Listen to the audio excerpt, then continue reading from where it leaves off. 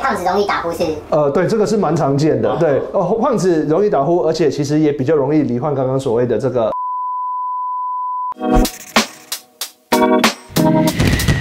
观众朋友，大家好。失眠前喝热牛奶是有用的吗？医师怎么看？睡眠前喝这个热牛奶呢，其实是有助于改善睡眠的。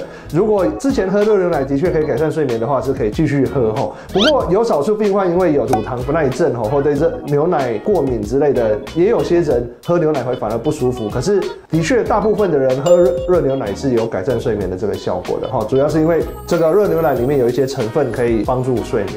浅眠该看医师吗？如果浅眠已经到了会影响日常生活的这个程度吼，白天会觉得顿顿的，会影响到这个日常生活的这个敏锐度，这个其实我们就建议可以看医生，因为看医生之后，医生可能会针对你的情形给予不同的这个建议哈。如果很轻的这个浅眠呢，也许改善睡眠的这个作息呢就可以改善嘛哈。那有时候做一些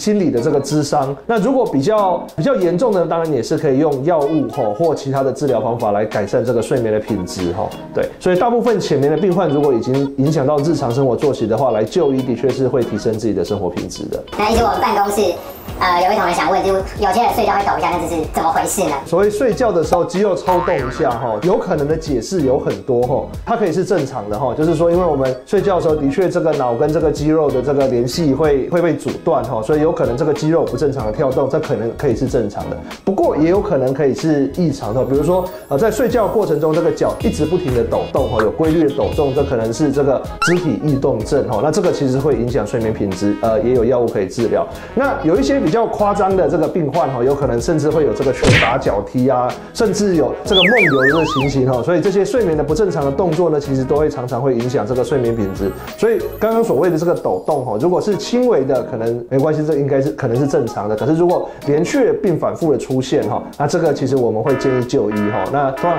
给予正确治疗之后，这个睡眠品质也会提升哈，那第二天的精神会比较好。他自己可以睡那么多，一直想睡，然后可能起来一下睡下去就可以睡很久，那他为什么缺要那么多的睡眠，或者可以睡那么久？通常呢，如果睡眠时间比较长，有几个可能性。其实，在我们睡眠门诊比较常见的这个睡很久呢，第一个是会睡眠呼吸中止症哈，表示说前一天因为打呼或呼吸不顺，表示他睡眠的品质不好，然后第二天容易疲累，那这是一个可能性。那第二个可能性，这尤其常见于年轻人，然后有些其实他是很晚睡嘛，其实他前一天睡觉时间本来就已经很晚了，也许是1点2点才睡，那第二天又是6点起来，那当然整天就很想睡，那这个也是第二个这个可能性哈。那第三个当然有所谓的这个猝睡症的这个病患哦，那这个通常是由于某些生理的这个疾病哦，工作到一半就会突然睡着哈。那这3种不同的这个情形呢，其实也都是可以被治疗的。如果的确是觉得白天精神不好，来睡眠专科就诊哈，通常也是可以正确的诊断及给予治疗。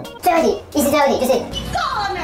为什么会打呼？总称来说，会打呼就是因为这个睡眠的时候呼吸不顺哈。会打呼表示睡眠的时候呼吸声音比较大嘛。那声音比较大呢，就是因为这个空气需要通过比较狭窄的地方。那会打呼呢，通常比较常见狭窄的点呢，通常是这个口咽部了哈。可以是鼻子，可以是这个口咽部哈。当然也有可能是这个腹部的这个压力过大，比如说肥胖的这个人哈。所以会打呼说穿了就是因为呼吸不顺，那有可能是耳鼻喉的问题，也有可能是肥胖的这个问题所造成的。所以胖子容易打呼是？